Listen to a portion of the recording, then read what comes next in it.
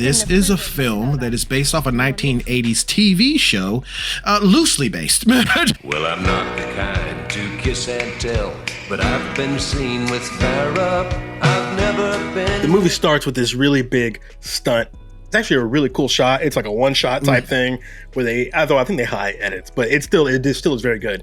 But the stunt goes bad. Ryan Gosling is out of the business for almost a year and a half. His relationship with Emily Blunt goes on ice, and this movie they're trying to rekindle this old flame they used to have. Ryan Gosling is brought in this because he needs to find the main actor that goes missing on set of Emily Blunt's movie, and he gets mixed up in this whole deal of underworld stuff. And I'm just gonna say from the beginning that this film was kind of mid for me.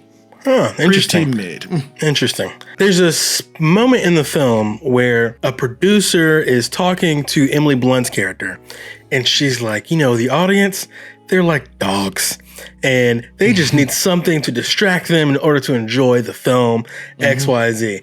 And that really struck me, because I think that is how Hollywood producers actually think of the audience. And also, I think that's kind of how this movie thought of the audience, because this movie is not an action film.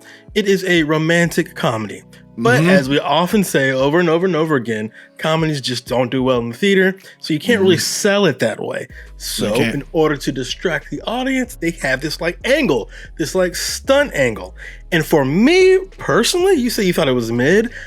I thought this movie was quite delightful. I must be a dog because I enjoyed this quite a bit. I liked the stunt angle. I liked that this was mostly just a love letter, not just to the stunt community, but also to big budget blockbusters. This movie tries to highlight the people behind the movie and the efforts that go into making a movie. I like that this movie had one goal in mind, and that was to entertain you come hell or high water.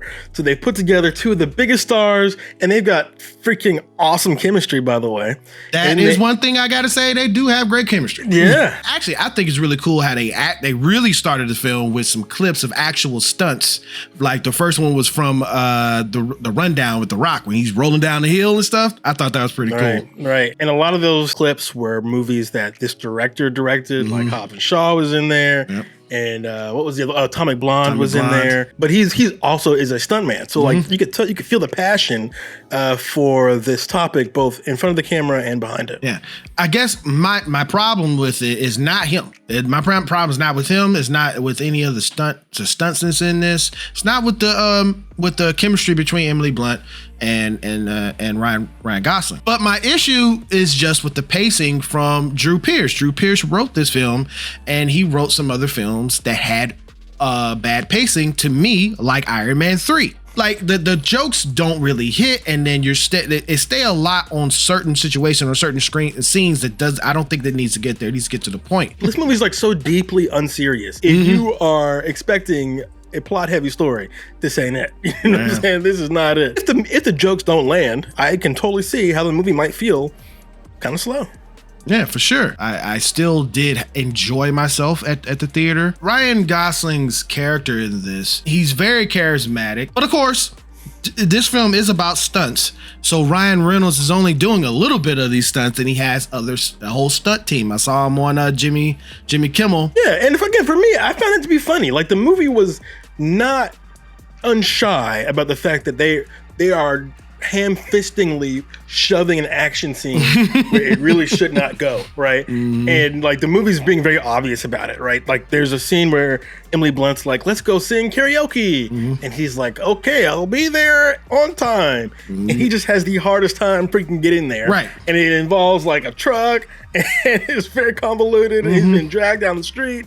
It's very cool, right? Very cool. But then there's a funny shot where you can see Emily Blunt singing karaoke, and you can see him kind of go by in the background, and you're like, yeah, the movie's like, we know this doesn't make any sense, right? But it's okay. And another scene that just didn't really make too much sense is that he goes to try to find this actors to bring him back to the set. The woman that plays the main characters in the film, wife, comes out of nowhere with a freaking fake samurai sword and starts fighting him. He thinks it's real at the time, until at the end of the fight, he's like, This is real, you know. So it's like you got to suspend of disbelief with certain things that's going on in this film. Just have fun, but then I'm like, I can have so much fun, but get me to the place that I'm actually thinking a little bit. Like, why did she come out here? I did enjoy this film, but it's still mid to me because of the writer. But I still had fun. I do recommend people to go see it.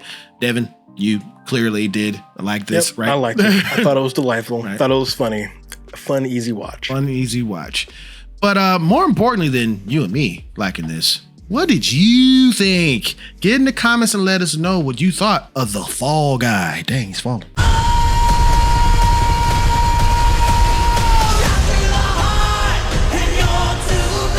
Thank you so much for clicking on this video. We are having such a great time reviewing these movies for you. Our subscriber count is going up, up, up because you know why? People are subscribing right down there. So if you're new, hit the button. Hit the button. We'll always be here for you, okay? For real, we will. And if you did like this movie review, please hit the thumbs up, all right? Or you can hit the thumbs down, whichever you choose. There's your opinion, but just remember one thing, it is mostly wrong. We will see you next week with another awesome review. It's a good one.